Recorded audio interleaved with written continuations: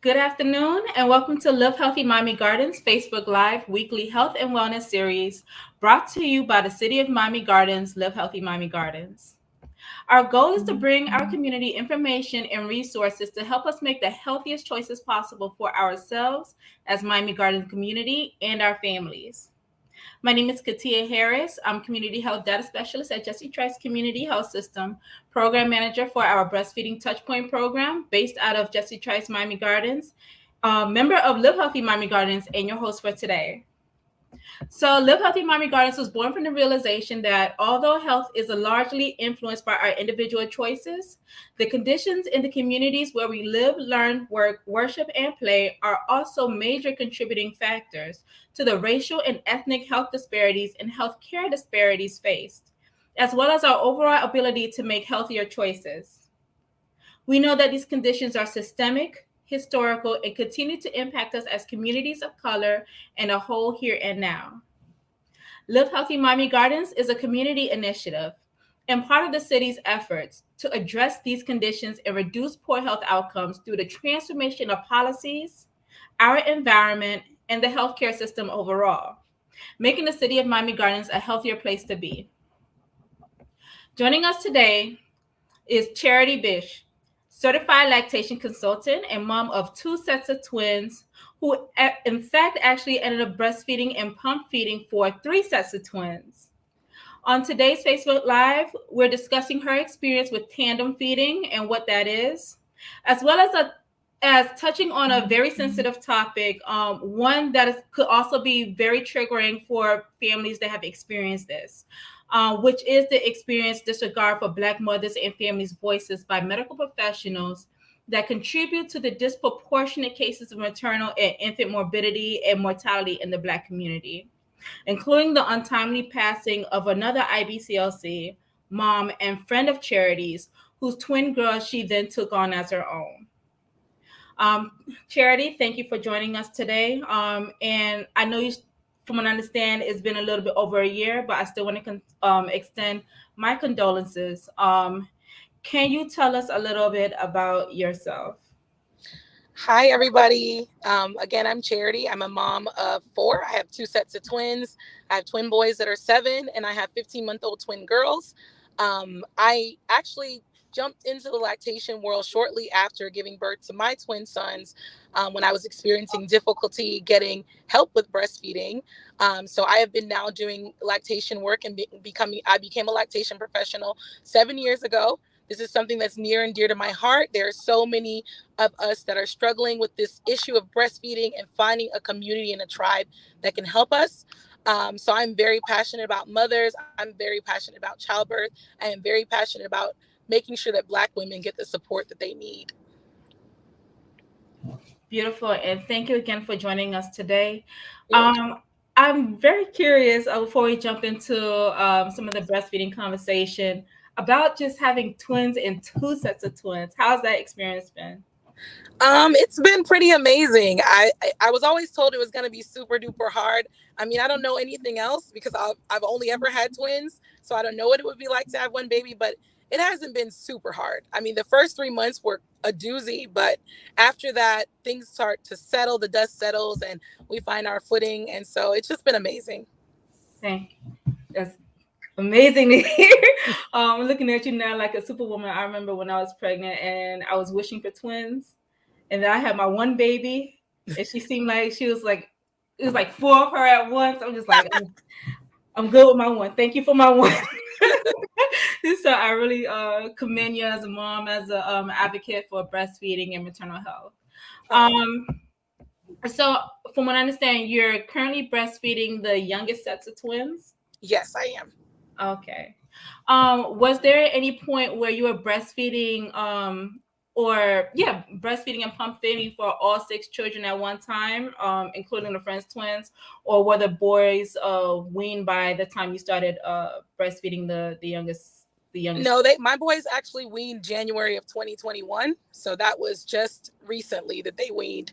And so their sisters were born July 2020 and the other twins, my friend's twins, were born July 2020. So I was actually feeding all of them at one time up until January of 2021 when my boys decided that they were going to wean from breastfeeding. So. Oh wow, that's amazing.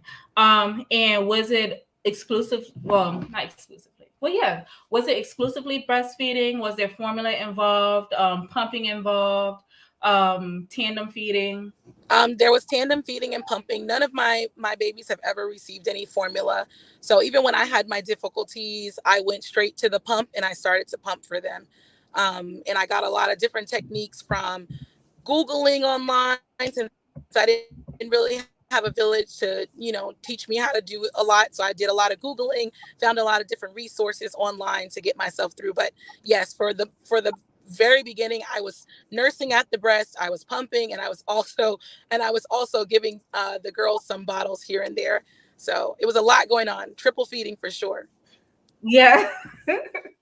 Okay. And can you explain a little bit to those who might be listening, and especially to our pregnant breastfeeding moms, what is tandem feeding? Well, tandem feeding is technically feeding babies from two different pregnancies. So, tandem feeding would Okay. be nursing my 7-year-olds and one of my 1-year-olds at the same time. So that would be tandem feeding. When it's twins, it's not actually tandem feeding, even though a lot of Okay. twin moms say it's tandem feeding, but it means that you're Mhm. breastfeeding children from different pregnancies. Okay. Thanks for that clarification. Where I know you said you had to refer to Google a lot. I love referring to YouTube University for some of just any challenges, let alone breastfeeding. Uh, what were the challenges, or were there any challenges with breastfeeding multiples? Um, And oh, go ahead. with breastfeeding multiples together, there wasn't an issue with kind of figuring out how to latch them both at the same time. I mean, I have two breasts, two nipples, so you just put one on each side. But I did have a son that struggled with his latch. So Mhm. that's where I was struggling to find a balance, because I had one baby that breastfed like amazing. He latched like he had been doing it for 50 years. And so I was just like, everybody was shocked. Even the doctors at the hospital, they were like, I've never seen a baby. He was literally like 6 hours old, and he latched perfectly. He had the lips that were flared out. Everything was perfect. Oh wow. But his brother, on the other hand, I felt like I was feeding a baby shark. When every time he latched, there was pain, and like Oh it no. was just it was not good. So I didn't have anybody to help me figure out what was going on until he was 6 weeks old. So for 6 weeks, I was pumping for him and I was nursing his brother at the breast. So it was a lot of work, and I was trying to just figure out how to keep him on breast milk because I did not want to give him formula. So I had to Mm. Google about, how to pump and what kind of method to get me more milk for them, because I kept hearing over and over again, you can't feed two babies at the breast. You'll never be able to do that. You won't have enough milk. And so I was looking for resources on maximizing milk production and, how to pump efficiently and how to make Mhm. sure that I wasn't getting damaging my nipples while I was pumping. So. Right.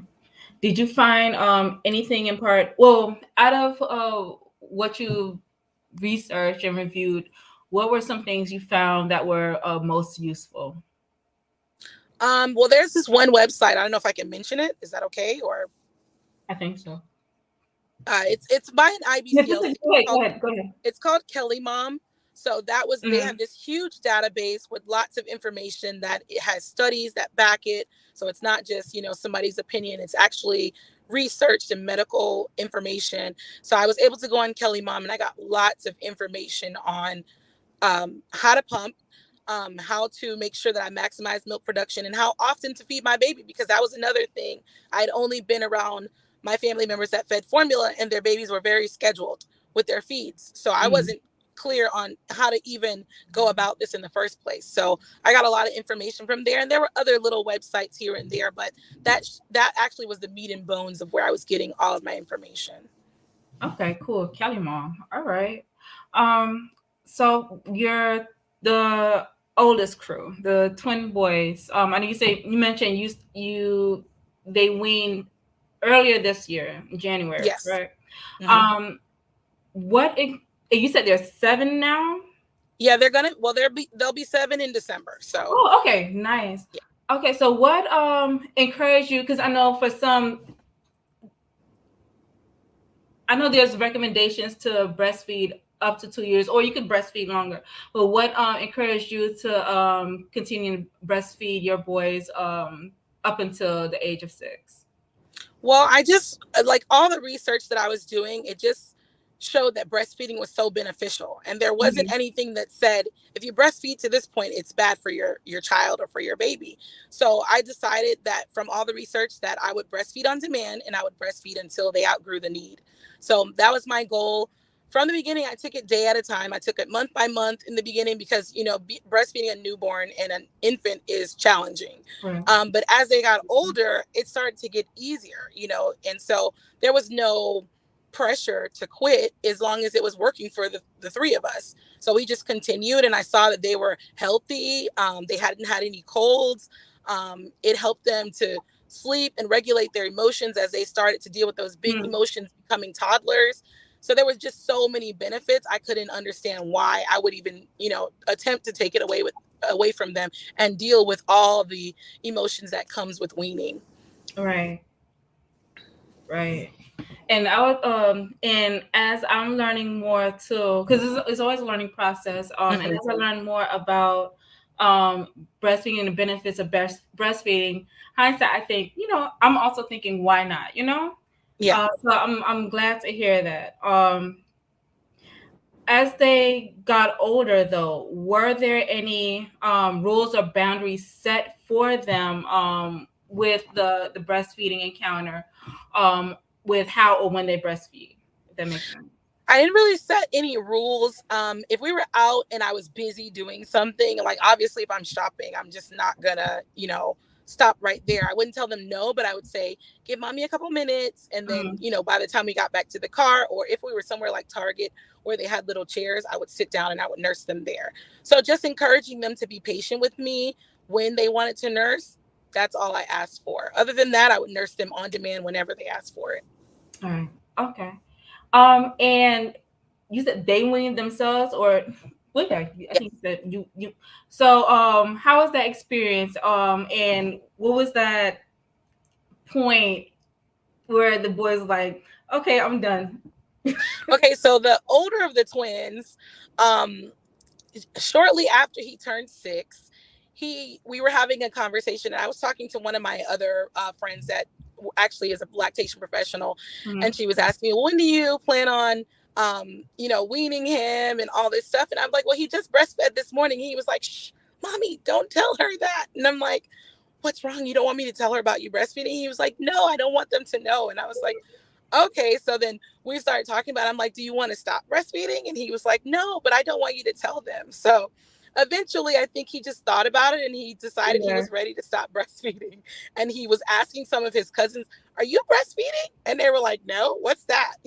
So he was just eventually, I think it's just having the peer pressure. And I guess it worked for him that he Hmm. stopped. But his brother, on the other hand, there was no end in sight with him. And I think just having the little sisters that were always at the breast when he wanted to be at the breast kind of started to make him think about weaning as well. So eventually, I don't even remember the last time he actually asked me that month of January. I know that we had taken a picture of me nursing him in one of the smaller twins. And then I don't recall the last time after that. It just happened. So Hmm. they won't breastfeed forever. That's what I always tell everybody when are you going to stop? I mean, when they're ready. I know they're not going to breastfeed forever. They are busy. They're big. Now they're in the first grade. So they got busy. They don't want to be with mom all the time anymore. So it, Hmm. it it ends at some point. So I just cherished it as long as they were wanting it. Right, and that's all you can do. But Hmm.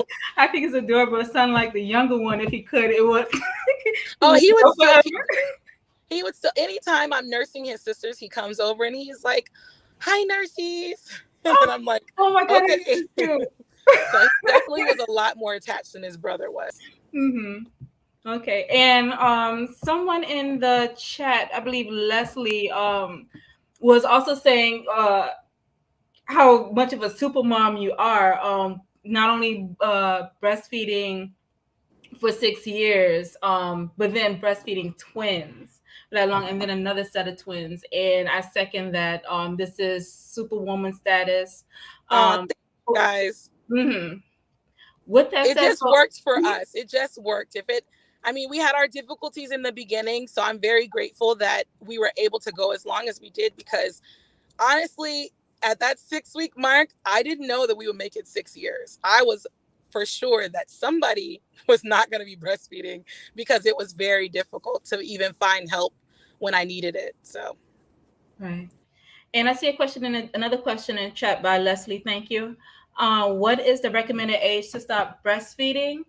So the general consensus I've seen as far as exclusive breastfeeding, and Charity, feel free to jump in if I'm misspeaking. For exclusive breastfeeding, it's 6 months. Just for breastfeeding in general, up to 2 years, or as long as mom and baby desire to breastfeed. yes. Um, Charity's example of breastfeeding for 6 years, and that's not the first time I heard that. So it's really about what you and baby decide that's best for you and Yeah, baby. that's definitely something between the mom and her child. It shouldn't be influenced by anyone else, except if maybe the mom has a medical need that she may need to wean earlier. But that's totally between the mom and the child. If it's working, 2 years is the minimum that they recommend with the World Health Organization. So if you and your child want to go beyond that, that's between the two of you. As long as it's working for mom and baby, keep it up. Right. Thank you for that jump in. So with this experience, do you feel that as a professional and personally, do you feel that you're the exception, or is this something that's attainable by any typical breastfeeding mom? I think it's attainable by anybody. And I honestly think there are more of us out there than we know about because as I've been working in lactation, so many women tell me, I've been breastfeeding my child until they were 5 or, 4 or 3 years old or even 6. And they'll tell me, I just did it when we were home because people wanted us to stop and they were getting pressure from their family members because they felt like it was indecent or whatever. So they would just breastfeed their children at home where they could kind of be away from everybody and nobody would know. But there are a lot of moms that are carrying on, which they would call extended breastfeeding. I don't really like to use that term, but there are a lot of moms that are still breastfeeding beyond 3 years old. And when you get into these exclusive communities of breastfeeding moms, you find out more and more that there are so many women out there because their kids need it. And if they feel Right. like this is something I can do for my child, most moms are going to do it, even if they don't want to, even if they feel like, okay, we're kind of getting to that point where I want to stop. If their child is crying or if their child is hurt and they know this is something that can soothe them, they're going to do it. So there are a lot of women out there. I do think it's attainable by any mom. It's not a special club that you have to be in. If it works for you, most moms will do it if it works for them and their child. Right. And I appreciate you sharing that. So the events that led up to this with not only breastfeeding your own twins but pump feeding for your friends' twins, the events that led up to it, would you mind sharing what happened at the hospital and with your friend? Okay, so my friend, she was induced. She was pregnant with her twins, and she was coming to the end of her pregnancy. And they recommended that she be induced. Her induction failed, and she had an emergency C-section that was botched, and she had some internal bleeding. And so when she was telling the doctors that she wasn't feeling well, her cries went unheard, and they didn't help her, and she passed away. So And I'm sorry again about that. And unfortunately, and we discussed this a little bit before, unfortunately, that's too common, especially among women of color, yeah, specifically Black women. Um, and even if it doesn't have that end result, some of just the general experiences in the hospital and clinical settings sometimes can be very traumatizing. yes. With that said, with your experience, with your birthing experiences, does it compare at all to what she may have experienced at the hospital or with the clinics, or and if so, how did it compare? I mean, I feel like I faced a lot of pushback from my providers on what my desire was when it came to birthing my twins. Um, and when I think about the fact that we were due around the same time with our second set of twins, it could have easily been me. You know, it could have been me. I received a lot of negativity and I dealt with a lot of pushback and, people using small statistics to scare me, using fear-based tactics on me when I went to deliver my second set of twins as well as my first set of twins. So it could have easily been me. And I don't feel like um, our experiences were too different. I feel like maybe at the time I was able to kind of advocate for myself a little bit more because I had been through a natural delivery with my first set of twins. So I knew a lot more than I knew going in with the first set of twins. I didn't know half of what I know now. And so Mm. I was able to advocate for myself. I knew that no was a complete sentence and I didn't have to allow anyone to do anything to me, and that whatever they could say about being hospital policy, it's not law, and they don't have the ability to choose what happens to my body. So I was able to advocate for myself. I also had my husband there with me, and my husband has learned a lot when it comes to birth and what Black women endure at the hospital. So it was very important for me this time around that he had a say in what was going on, and that when I said something, he spoke up to back me. Hmm. Just being there wasn't enough. The first time he was there, but people still Add a little base to tried it. to, yeah, they still tried to have their way with me. But this time, with him speaking up, Hmm. there wasn't a lot of pushback at all. Even when the doctors they were flabbergasted. They couldn't even really say a lot once he said something. He's like, "No, you're not going to do this to my wife." She said no, and that's it. And so they were kind of just like, okay, and they would move on. So having that support, and I'm not sure, you know, um, how much support moms can really have when you're having a C-section in the middle of a pandemic. There was a lot going on when it came to my friend's delivery, and it was just a bad time all around, and definitely a bad time to be having a C-section when you're not able to have the support that you need of doulas, and having your support person as well as your spouse there with you. Those things were so different at that time. So it's Yeah. just a different situation altogether. Right. And you're already at a vulnerable state.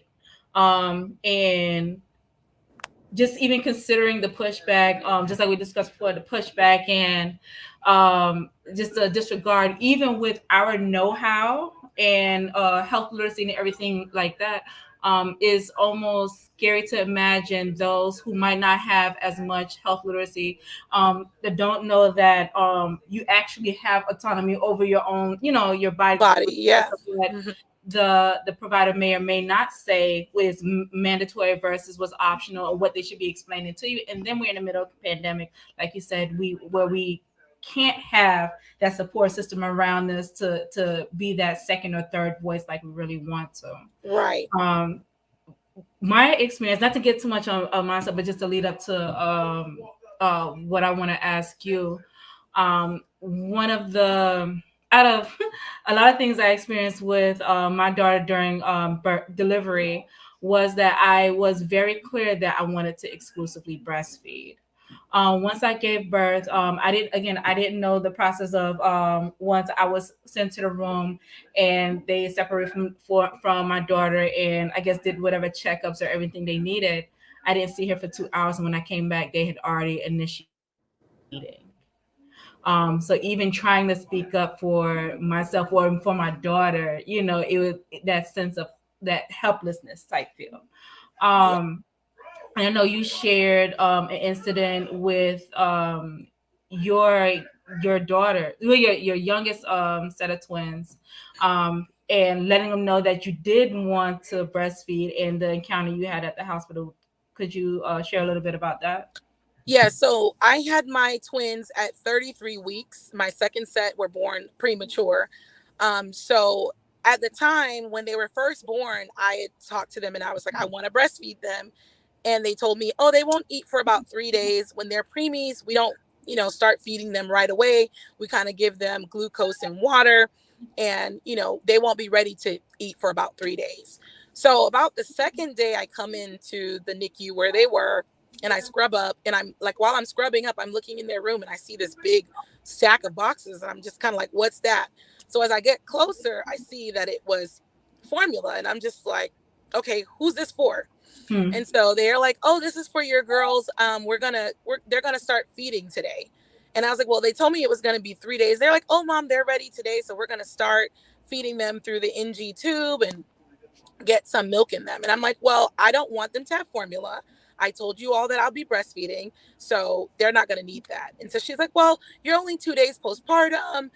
Most moms don't have enough milk to feed twins, one baby, let alone twins at this point because it's so early. She's like, your milk hasn't even come in. I'm like, well, I'm a lactation professional and I know that it's important for preemies to have breast milk because there are so many risks that are life or death for preemies when it comes to having their mother's milk, which is why most hospitals take the donated milk and they reserve it exclusively for the preemies.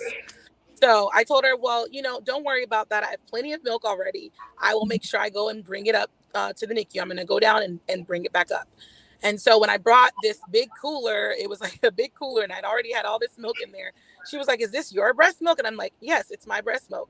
And she's just like, oh, okay. And I'm like, can somebody take the formula out? Because I want to make sure Hmm. that it's not in here so that no one gets, There's no confusion. miscommunication starts feeding my baby's formula. And so she's like, okay, right away. And they got the stuff out. But after that, it was a different vibe altogether because before it was kind of like, this lady doesn't know anything. We're going to just give these babies formula. This is what we have. And, they already have these different things that there's a lot of different statistics that are out there when it comes to breastfeeding and Black women. They don't think we're as committed, or, since our breastfeeding rates are low, a lot of times people don't want to put the energy into supporting us when it comes to breastfeeding, not knowing that that's why we struggle because we're not getting the support we need Right. or the education we need when it comes to breastfeeding. So thankfully, by them knowing that I was a lactation professional, I did see that there was a huge change in the way they approached me and the way that they took care of my daughters from that day forward. Right. And even something you shared a little bit before, that before they knew that you knew a little something, they were telling you that around this time your milk hasn't come in yet, Right. which may or may not have been the case. More likely, may not have. In your case, wasn't the case. So, do you find like that was? Do you find in your professional experience that's misinformation that's being shared to new moms about Yes, their that's breast milk? that's misinformation. It's definitely misinformation because what they're speaking of when they say milk coming in is usually your mature milk that's of a white color, but colostrum is milk, and that's the first milk. That's very important milk for babies. It's a sticky substance that coats their intestines, so it's very important for them to have mom's colostrum. And colostrum, while they'll tell a mom you don't have any colostrum because when they put them to the pump, the milk may not come out, it's easier if you hand express it because it's so sticky. So a lot of moms won't have a huge response to get the colostrum out from pumping. But if they teach them hand expression and then they show them how to spoon feed their babies or syringe feed their babies, the babies can get the milk that they need from their moms. So most moms have milk. It just isn't what they're expecting in the volume that they're expecting because they are comparing a breastfed baby to a formula fed baby. When a baby gets formula, they get 1 to 2 ounces off the bat. For a Mm, breastfed baby, that amount slowly increases as they get older and as their bellies get larger. So in the beginning, they don't need as much milk, you know? So mhm. that's something that a lot of moms are having to deal with. And then they're not also telling moms, hey, well, we can supplement with your breast milk. If you can get the milk out and you can pump it, we can supplement with that. It doesn't always have to be formula first. There's an option for donor milk. There's an option for supplementation with the mother's own milk as well. Right. With all of that said, what steps do you believe that clinics and hospitals should be taking encountering medical negligence, misinformation, especially towards Black women and other women of color. Of course, with anybody who's receiving services in the healthcare system, but since we see the disproportionate rates with low initiation of breastfeeding among Black women, and then the high mortality rates within the same population. Just to explain why I say Black women specifically. But what steps do you think the clinics and hospitals need to be taking to address that? I think sensitivity training to dispel the myths around breastfeeding and breastfeeding rates for women of color. I think making sure that there are lactation professionals on staff. When I first gave birth to my sons, I gave birth to them on a Friday. They told me that there was not a lactation professional available on the weekend. So from Friday, Saturday, Sunday, they had no one on staff. Babies are born Friday, Saturday, and so there needs to be a lactation professional on staff at all times, morning, noon, and night. There should be someone there to support a mom. If she says that she wants to breastfeed, there should be someone there to support her. There also needs to be some type of training for them to listen to women. We need people to listen to us. If we're saying that something is hurting us, if something is abnormal, we need people to understand that we know our bodies. We've been in these bodies for whatever amount of years. We know our bodies best. We know our babies. They're in us, and we're learning their patterns every day. If a mom says my baby hasn't been moving, don't just tell this mom to go drink juice. If you're a professional, a medical professional, you need to give that mom the peace of mind that she's asking you for. If that mom is telling you she's having headaches, don't just tell her, hey, drink more water. You need to find out, are you drinking water? Okay, if mom says yes, she's drinking water, there are other tests that need to be performed. There are too many women dying silently for lack of medical care. There are too many moms going home with new babies that are not given the support they need for postpartum depression. There are too many moms that are going home that aren't giving the support they need when their bodies are failing them. Most moms that go home and have medical events have told the people at the hospital, hey, I'm not feeling normal, but they discharge them anyway. And it's getting sooner and sooner. Even with C-sections, moms are going home within 3 days. We are one of the few countries that actually releases moms that fast, and then we don't see them for 6 weeks. So in that time, they're experiencing a myriad of different circumstances, that could jeopardize their health. Some moms are readmitted because their blood pressure spikes. There's a such thing as having high blood pressure after giving birth to your baby. So while you were fine, while you're pregnant, some moms go home and experience help. They experience postpartum preeclampsia. So there's so many different things. And this is what's really killing the Black women, because people are just not listening to us. They're believing that we have a higher pain threshold than women, than other women. So they're not giving us pain medicines. I've had so many different clients that are going through trauma from not having enough anesthesia during their C-sections, where they felt the pain of their baby being cut out of them.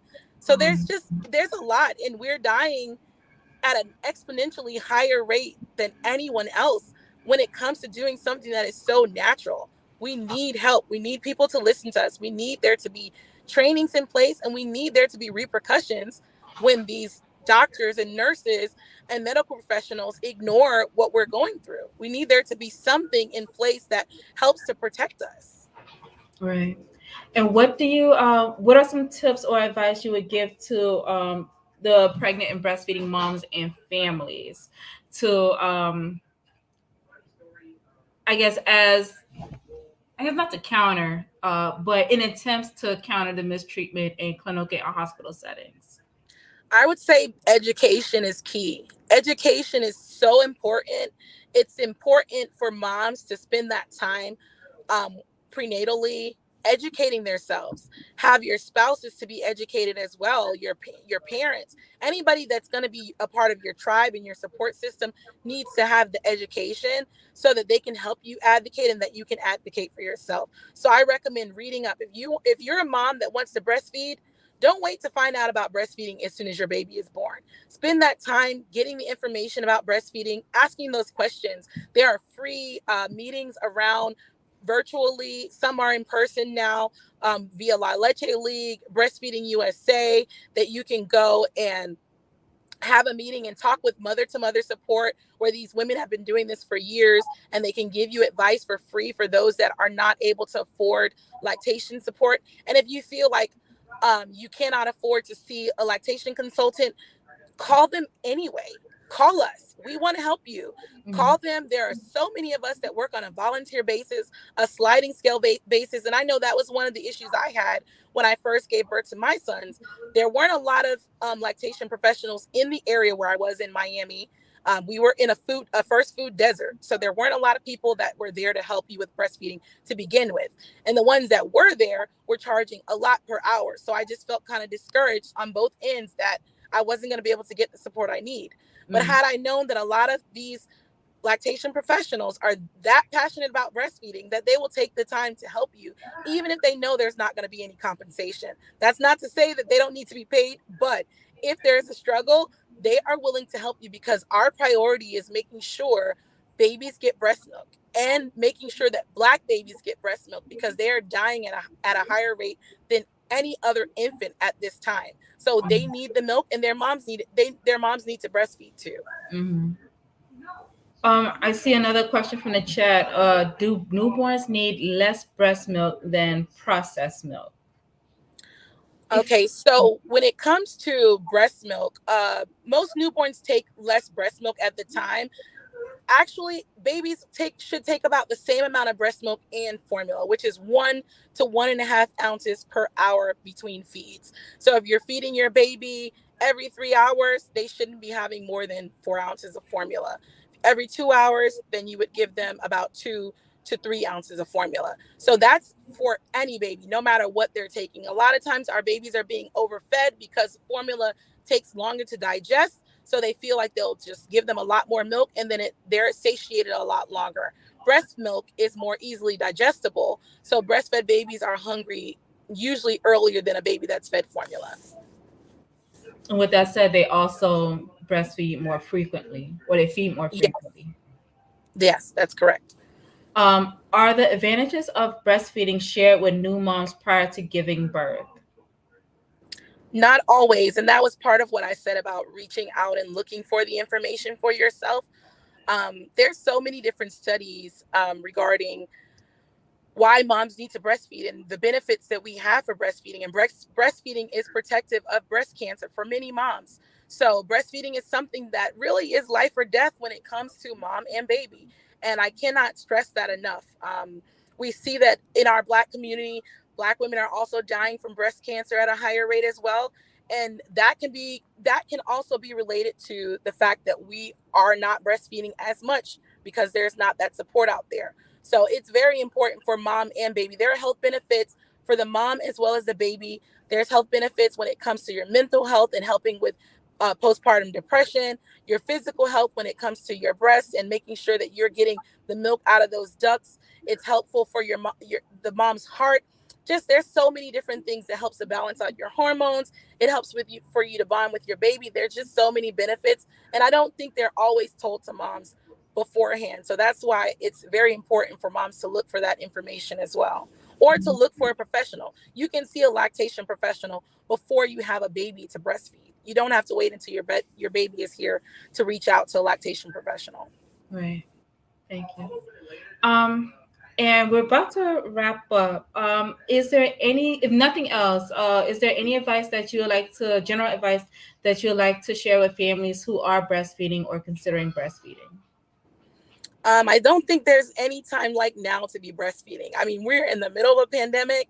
All I can say for those families out there considering breastfeeding, this is the time. More than any other time, this is the time that your baby needs your breast milk. Your baby needs that breast milk. I mean, we don't know, with not even just to fight off the COVID, it's also because right now we're in a season where we're not able to get products in stores on time. We don't know when a pallet of formula might come to the store. We don't know if there are going to be bottles at the store. Everybody's facing they're facing supply issues.